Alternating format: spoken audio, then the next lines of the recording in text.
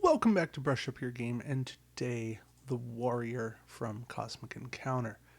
Now, as you can perhaps see, the Warrior adds experience points, and experience points is a cool facet of the game. It's one I like. It's one I think you could almost build an expansion around. Even the campaign setting could build this idea.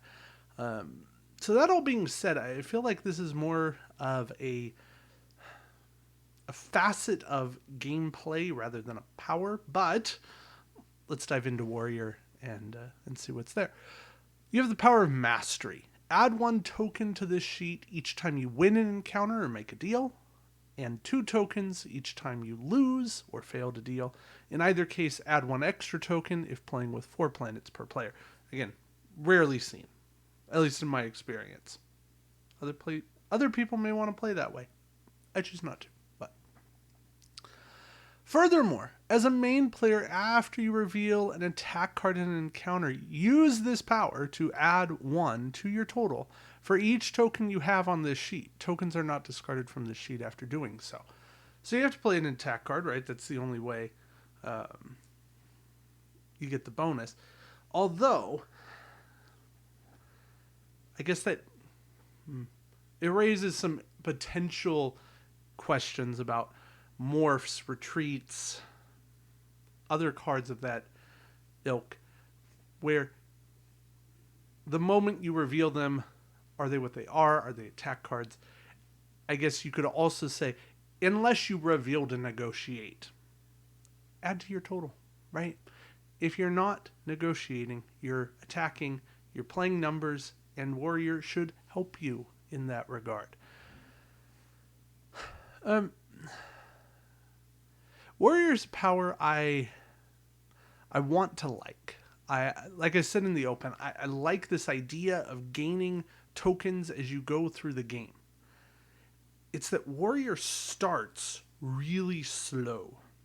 And in like a 7 or 8 player game, you're just not going to see enough encounters. You're not going to be that main player enough times to build up a meaningful token stack for Warrior to actually make a difference.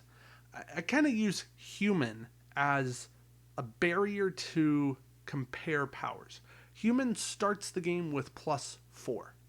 By the time Warrior equals Human, Warrior has won 4 times, or has lost twice, or maybe lost once, won twice, or some combination there.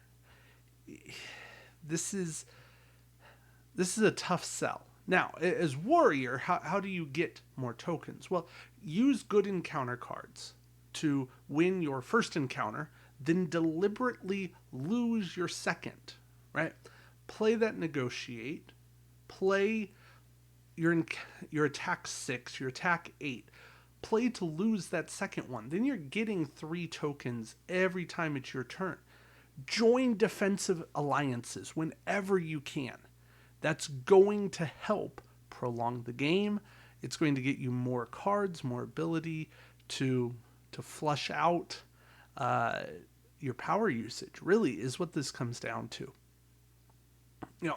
I like Fury as a power. Fury gains these tokens whenever they lose ships. They then spend tokens to gain a boost. Warrior gets to keep building. It never has to make a decision.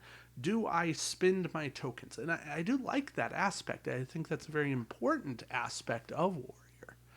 But there's something that just feels too slow in the build-up of Warrior. By the time Warrior is good, it's the end game, or the game is really over. Let's look at flares. So the wild for Warrior: when you are the defense immediately after the encounter is over, you may encounter the offense in his or her home system. After you encounter, the normal order of play continues where it is, or where it left off.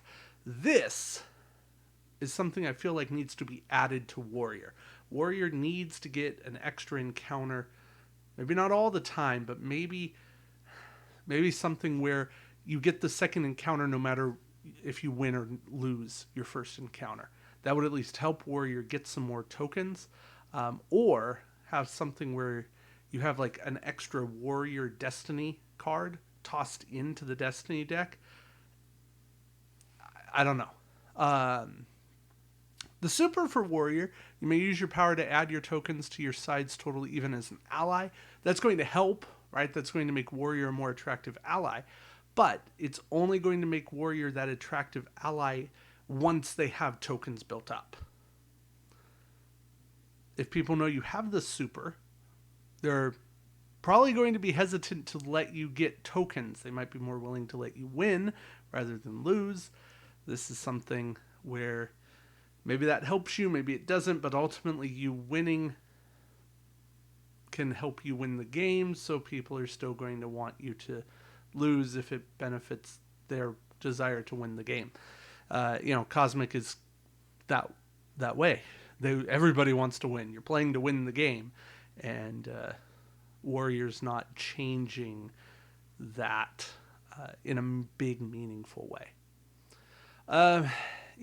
Overall, Warrior doesn't bug me. Warrior doesn't have something super wrong with it. I don't feel like Warrior needs a redo. Don't get me wrong on that. But even if Warrior started with a token, or started with, I don't know,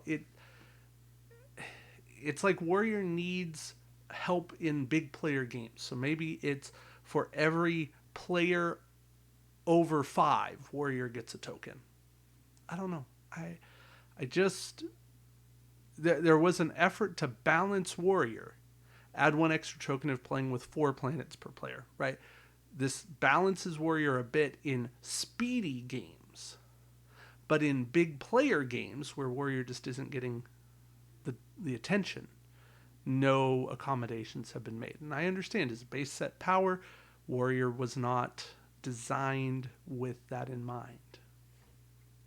Kind of got to take it where you can get it. All right.